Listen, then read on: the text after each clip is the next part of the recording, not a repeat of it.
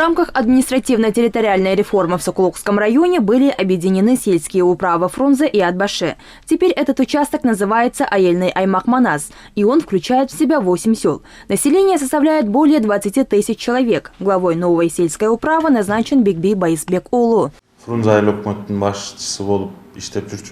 До этого я возглавлял сельский округ Фрунзе. В 2021 году он вышел из дотации. Наше население составляло около 13 тысяч человек. Сейчас мы объединили 2 округа. Я только начал ознакомливаться с информацией по Атбашинскому округу. Прежде всего, мы переоформляем все необходимые документы в Минюсте. Все должно быть по закону.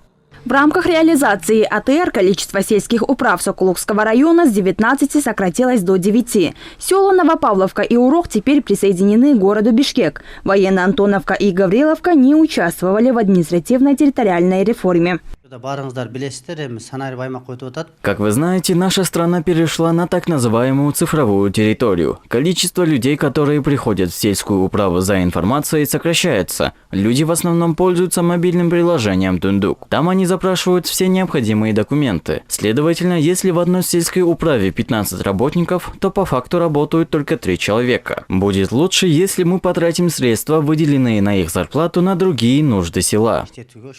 Помимо 2 сел Сокулука в состав Бишкека перешли 7 участков Аламединского района. Это Аламедин, Лебединовка, Маевка, Восток, Гокджар, Пригородное, село Акджар и 172-й контур на окраине поселка Гокджар. Однако пастбищные земли указанных участков не будут переданы столице.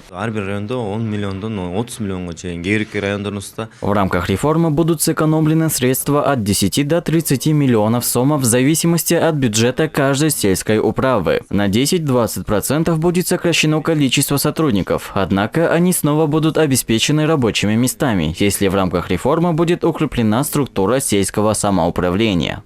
Всего в Чуйской области количество сельских округов сократилось со 105 до 49. Согласно реформе, местные советы были объединены и избраны новые председатели. Лишь несколько населенных пунктов пока что остались без руководителя, которых назначат в ближайшее время. В связи с изменениями мэр города Бишкек встретился с депутатами Горкенеша и с членами сельсовета. Айбек Джунушалиев отметил, что необходимо строго исполнять указ президента и поручил провести по данному вопросу сессию горсовета. В работе данного президиума, я думаю, в дальнейшем наше сотрудничество будет плодотворным.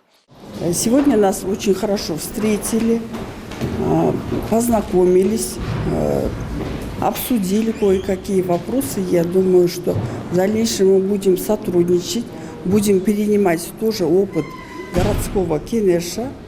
И надеемся, что многие проблемы своего села и какой-то вклад тоже, конечно, городу Бишкек мы тоже будем вносить. На следующей неделе депутаты городского Кенеша проведут встречу с депутатами Чуйского сельского совета, вошедшего в состав столицы. Ожидается, что с помощью АТР в пилотном режиме улучшится социально-экономическая ситуация в военных аймаках и городах, повысится эффективность деятельности органов местного самоуправления, тем самым повысится качество предоставляемых госуслуг.